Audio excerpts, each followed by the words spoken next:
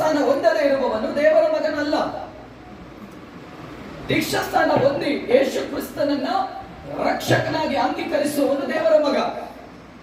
ಯಾರು ರಕ್ಷಣೆ ಹೊಂದಬೇಕು? ಪಾಪದಲ್ಲಿರೋ ರಕ್ಷಣೆ ಹೊಂದಬೇಕು, ಶಾಪದಲ್ಲಿರೋ ರಕ್ಷಣೆ ಹೊಂದಬೇಕು, ಸತ್ಯ ದೇವರನ್ನ ಅರಿಯದೆ ಇರುವಂತವರು ರಕ್ಷಣೆ ಹೊಂದಬೇಕು.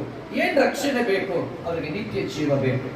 ಹುಟ್ಟಿದ ಮನುಷ್ಯನು ನಿತ್ಯ ಜೀವಕ್ಕೆ ಸೇರ್ಬೇಕೆಂಬುದು ದೇವರ ಚಿತ್ತ, ದೇವರ ಆಸೆ ಅಲ್ಲ, ದೇವರ ಚಿತ್ತ. ನೀವು ಪರಲೋಕಕ್ಕೆ ಸೇರೋದು ದೇವರ ಆಸೆ ಅಲ್ಲ, ದೇವರ ಚಿತ್ತ.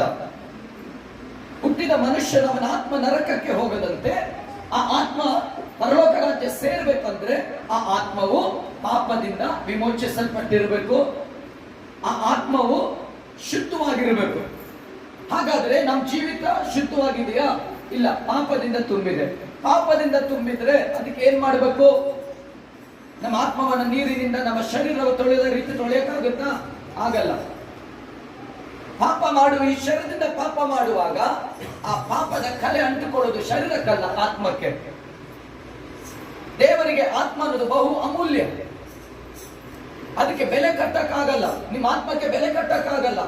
ನಿಮ್ಮ ಮನೆಗೆ ಬೆಲೆ ಕಟ್ಟಬಹುದು, ನಿಮ್ಮ ಜಾಗಕ್ಕೆ ಬೆಲೆ ಕಟ್ಟಬಹುದು, ಒಂದು ಲೆಕ್ಕದಲ್ಲಿ ಒಬ್ಬ ಮನುಷ್ಯನ ಬೇಕಾದ್ರೆ ಬೆಲೆ ಕಟ್ಟಬಹುದು, ಆದ್ರೆ ಒಂದು ಆತ್ಮಕ್ಕೆ ಬೆಲೆ ಕಟ್ಟಕ್ಕಾಗಲ್ಲ. ಯಾಕಂದ್ರೆ ದೇವರು ಹೇಳಿದ್ರು, ಇಡೀ ಲೋಕವನ್ನ ಸಂಪಾದಿಸಿದ್ರು, ಒಂದು ಆತ್ಮ ನಷ್ಟಪಟ್ಟರೆ ಏನು ಪ್ರಯೋಜನ? ಇಡೀ ಲೋಕದ ಸಂಪಾದನೆಗಿಂತಲೂ ಒಂದು ಆತ್ಮ ಬಹು ಅಮೂಲ್ಯ. ಅದಕ್ಕೋಸ್ಕರ ಆತ್ಮಗಳನ್ನ ರಕ್ಷಿಸಕ್ಕೋಸ್ಕರ ಯೇಸು ಸ್ವಾಮಿ ಈ ಲೋಕಕ್ಕೆ ಮನುಷ್ಯನಾಗಿ ಬಂದ.